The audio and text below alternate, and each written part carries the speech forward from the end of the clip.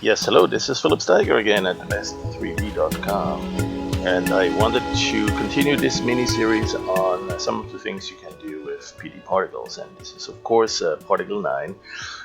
What I'm going to focus in this one here is on loading different images all quickly at the same, sort of in a workflow sense. To quickly have them accessible. So what you're looking at here is basically a regular Windows folder with Windows Explorer, and I have a couple of images of flowers. And what I'd like to do is get them into the program so I can paint or do some filter effects on them or whatever the reason is. Now, if you use your Alt-Tab key, you can switch from one window to the other. And with that, you could perhaps just drag and drop that. Well, it seems like it's not taking that, but what you could do is perhaps open it in your image viewer. I love to recommend the Airfun view for that. But once you have that in whatever viewer it is, you can do a Control-C to copy that, switch over here, and Control-V to paste it. And at that point, you have a few choices. And one of them is to paste it into the existing image, which may be of a different dimension, different size. So you may end up seeing only a portion of the incoming image fit into this particular image. So that may not be the best way to do it. Let's do another Control-V to paste instead a new image, right? Replace the existing one. And now as we zoom out, we can see the entire image was inserted. Initially, only this upper left corner seem to be fitting in there. So that's one thing we can do. There's also another option, and that's if we copy that into it. The third one here is to have it as a brush, right? So the program is, of course, very brush centric, so you can paint things with the brush. You can paint, you can put the image into the brush. Now, in this case here, I got some brush settings that are not giving me that image. So that's not necessarily what I would call the right approach to do that. If I use the preview, I can see what the image is that I have in my image there. But there are some other settings and other options that I also need to set to actually use it. And this one is a very large image that I probably want to use in the background and then paint something on top. Now, I may have a number of images that I want to work with. So instead of actually loading them and then trying to work with them directly, what I'll do is I'll first find a way to load a whole bunch of them into what we call the stored copy, right? And that's basically what you do. For instance, if you start with an image that you've painted, let's say, for instance, you right-click here on the paintbrush, the paint tool, and you let's get some organic effects, flowery, for instance. And of course, I seem to have some setting here. Let me do something like create a new image and close the old one. There. Okay. So I'm going to. Oh, we got caps lock on. That's why things are not painting. There you go. All right. So we are now painting as expected, and what's going to happen is that we want to store this image, right? So we can get back to it later. And so that's one thing you see here from the image area. There are a number of tools to manipulate this image or do something with it. There's also a shortcut in the upper right here, and there's one item here that's called store a copy of the image. There's other things you can store. There are things like the selection or the current the custom brush, right? So when you build images or custom brushes, you can store them and keep them aside as well. So in fact, I'm going to do that, and you see that large image that I had earlier is still the custom brush, and I can store a copy of that, keep it minimized, and put that aside for right now. So here's the storing the image, and it doesn't keep that aspect ratio, but it doesn't really need to. I can always resize it from the corner here. And so here's a stored copy, and the reason why we do that is that sometimes in your workflow you make some changes in your image and you paint some more things, and you perhaps use some oilies. Let's see, oil, totally oil, and you start smearing things, and then you realize you've gone too far and you've made some changes that you'd like to lose and go back to a prior stage. That stage is that stored copy. You simply click it and boom, it's back right in there. So you can start with that again. So loading an image as a stored entity, if you will, is an interesting workflow. Many times you have 2 or 3 images you're working with at the same time. You're taking portions from one image, you're taking other portions from another image, and then from a third image. And so it's nice to have that stored image here and then have the 2 or 3 others as well. So one thing I wanted to show you really in this tutorial is that under the file menu, you can certainly go and open an image that happens to be in some sort of folder you can navigate to, right? So for instance, if I go to this one here where I have all these flowers, I could go and load this one now. Or let's take this one, right? Double click that and it will replace my current image with this new one. Right, now there is another way to load an image, and that's the one really I want to focus on here, and that's browsing. Now the browser is our own browser, but what you can do with this is a number of other things. For instance, you could look at exploring it with the Windows side, Windows Explorer. So when you do that, it opens that same folder, and there you are. So essentially you have a navigation over here to the folder where you want to go. And once you're in that folder, there you go. Once you're in that folder, you'll see if there's any JPEG images. You can change the image type that you're looking for, right? If you have a number of different image formats like PNGs, TIFFs, or just about anything in there. And since I know I'm only looking at my JPEGs, for my JPEGs, that's all I'm filtering here. And there are a couple of other things that you can do. Sometimes you have a folder with thousands of images in there, and it takes a little while to build these icons, these thumbnails. So you can stop that process, or you can start and refresh that, right? Reload them as well if they have changed. We've seen we can explore through the Windows Explorer, and then we have also a couple of other things. Sometimes you need that path copied to the clipboard, so you can in fact go to another place and indicate where that folder is if you want to go to it with a different navigation tool. There's also some rename, delete, and other options. This one is really interesting. Store. So you select the file, and you'd like to store this one directly inside here, but not load it. Rather have it as a stored copy, just like this, right? So here is that shortcut. You select the image and you say store. Boom, you now have a stored copy inside the program. And that's why it's a really interesting feature to use, because if you have this workflow in mind where you want to load a couple of images, let's say this one, store it, this one, store it, and make sure you don't delete it. You go and quickly select the images you want and make them part of your workflow simply by having them as a stored copy. So there are a couple of other things here to further explore, like making one image a favorite. There is also further browsing through a different browsing system here, and then spawning off another copy in case you have let's say you have a multi-screen or very large resolution screen, and you actually have content in several different locations. It's always nice to have another spawned copy. Sometimes you're finding images in one folder and you're finding other images of interest in another folder. There's also just quick ways to navigate through different levels of styles here of displaying these images with some more details, or just the large icons. So that's it for this quick intro on how to load or preload, if we will, a couple of these images. I'm gonna get one more. I don't think I have, no, I do have this one here already, but let's get one more. Maybe this one. Yep, let's get this one. And so again, we do simply store, and there it is. So at this point, of course, we want to do something with these. So if we click that, it will load this image. Click this one, it will load that one. Here's another one. And they're all the same size because they were taken with the same camera. And so we can expect them to fit quite nicely as we go from one to the next. And there's yet another one. All right, well, I hope this was useful to get a first look at some other ways to load images. And of course, that's not the end of it. There are still some yet other ways. In fact, let me continue. Since we're talking about how to load images, let's see a few more. Oh, this one here is the same. I seem to have loaded it twice. Let's go close this. All right, so we have these images, and we're wondering what other methods are there that might even fit perhaps better into your workflow.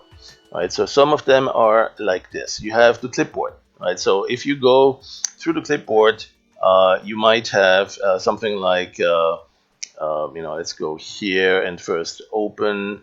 Let's say you load an image into the clipboard. So let's say you open it into Irfan View or some other image viewer, and now you say perhaps you want just this portion. Select this, and now copy that into the clipboard. So typically that's a Control C, and it's now copied. Or you usually can also find an edit menu and copy that current selection into the, or even cut it, right? Cut the selection, but usually copy will do just fine. Control C to copy that. And so at this point, what you could do is say, well, how do I load that image right in there? Again, we can just Control V to paste it right there. But there is another way, and that's actually through this one here in the image area.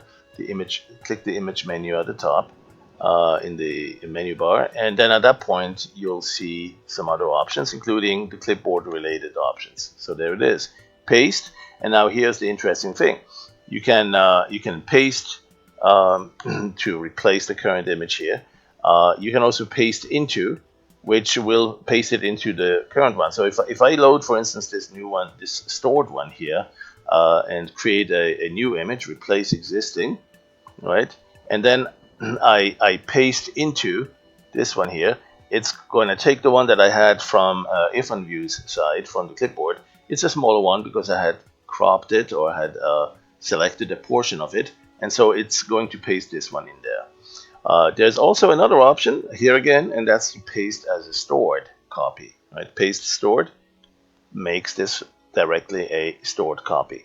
And so that's an interesting feature too, right? So you can whatever you have in your clipboard right now, you can have it go directly into a stored copy. That's a great way, once again, to fit it into your workflow, to quickly have a couple of images ready and assembled into this sort of stored scenario.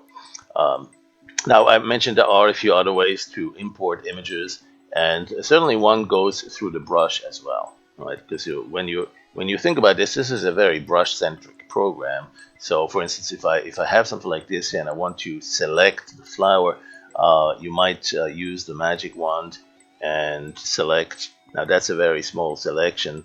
I need to select the white area. What I'll do is I'll give it a little bit more tolerance, and that's down here. There's a little menu here, or a little pull down slider, so I can select the white parts. And if I do so in a couple of areas, and perhaps also set the selection highlight to not just show the marching ants, but what we call the display type.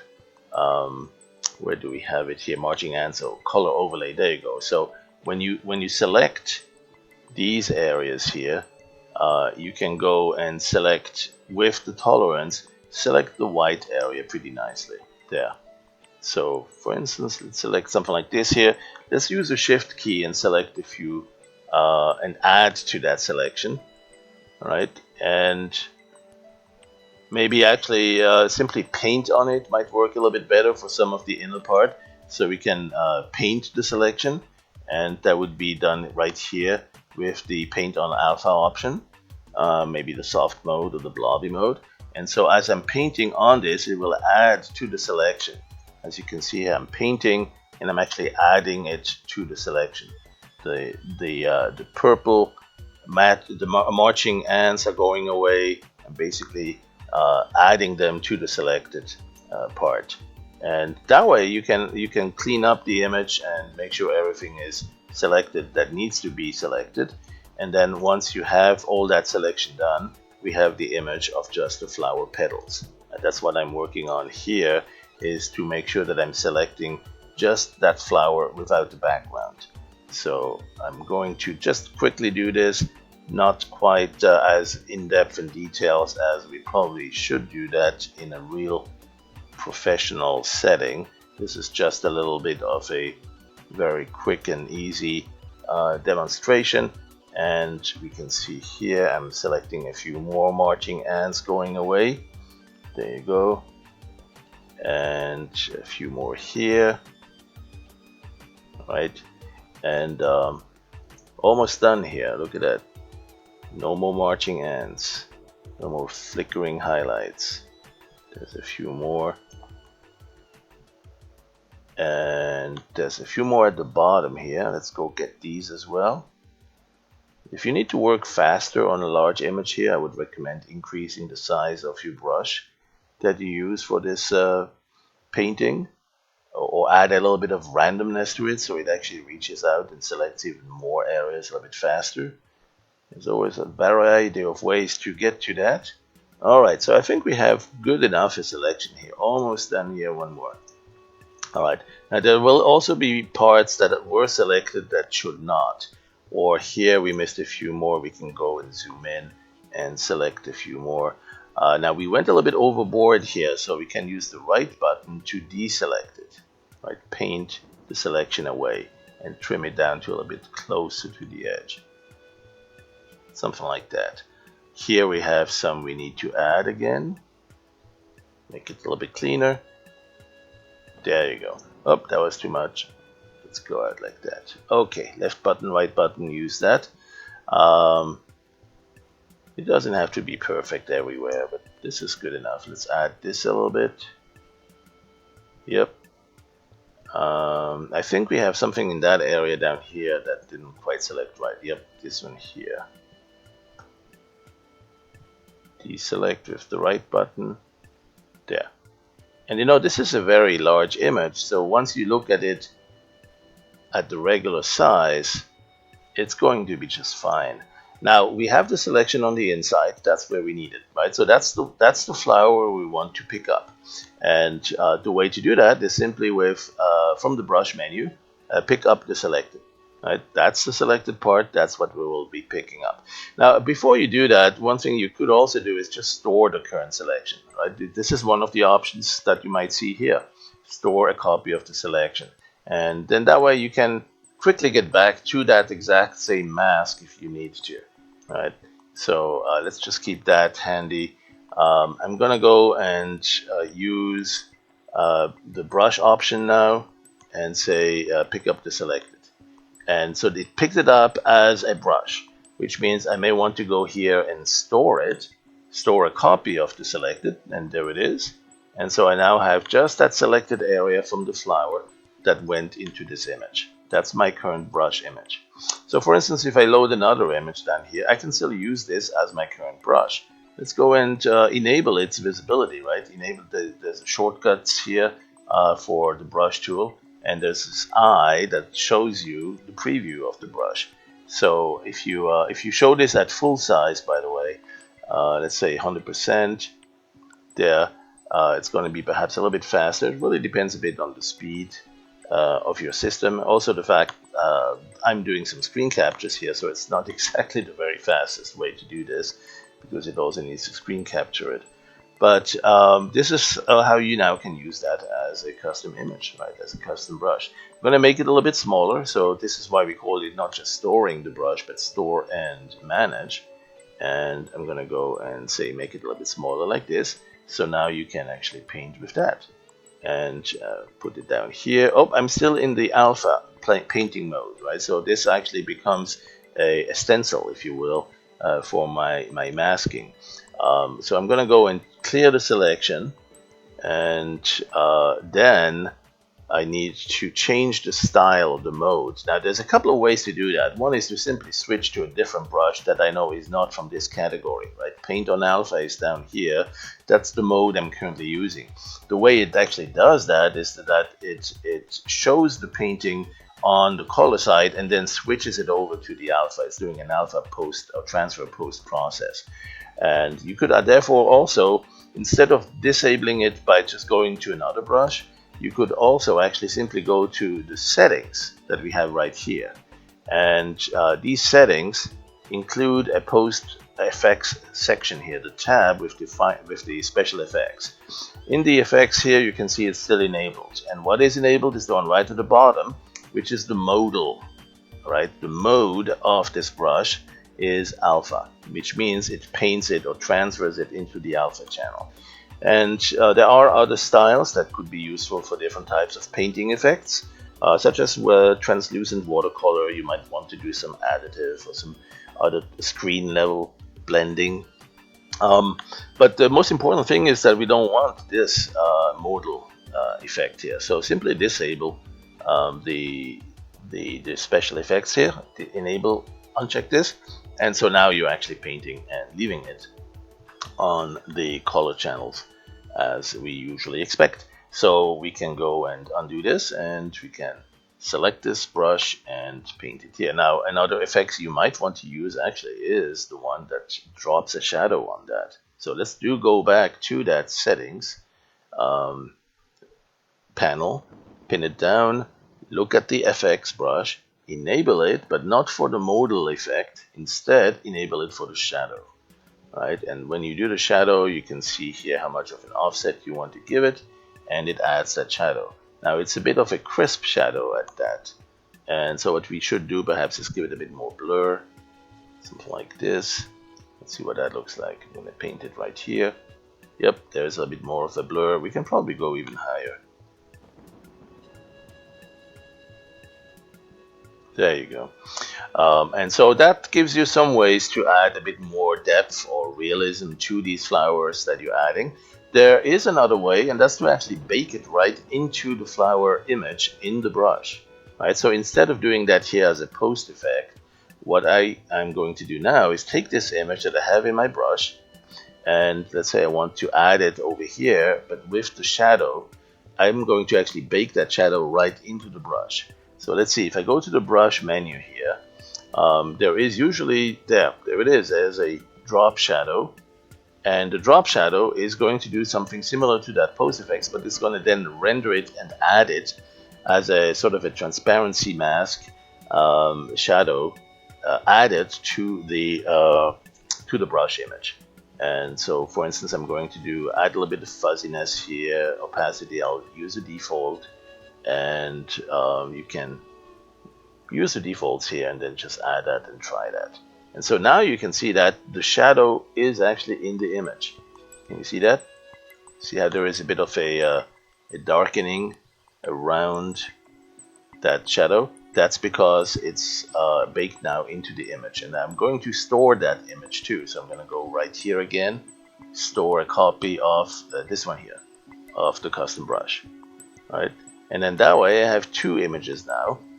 There's this one, which doesn't do the shadow. And then there is this one, which does have the shadow, and it's nice to see it. Perhaps if I zoom out a little bit and paint it over here, there you go. Now we can see that shadow pretty nicely, right? And so the beauty of that, of course, is that if you paint with it, each of those has the shadow tied to it directly. It doesn't have to do a post-processing afterwards. Alright, so that's that for this quick intro on how to work with multiple images, and especially how to load them into stored, and then perhaps take it further into building a stored copy of a subset of that, which is typically something you might want to use as a custom brush. Alright, thanks for watching. We'll have more. Come back and have fun painting with PD particles.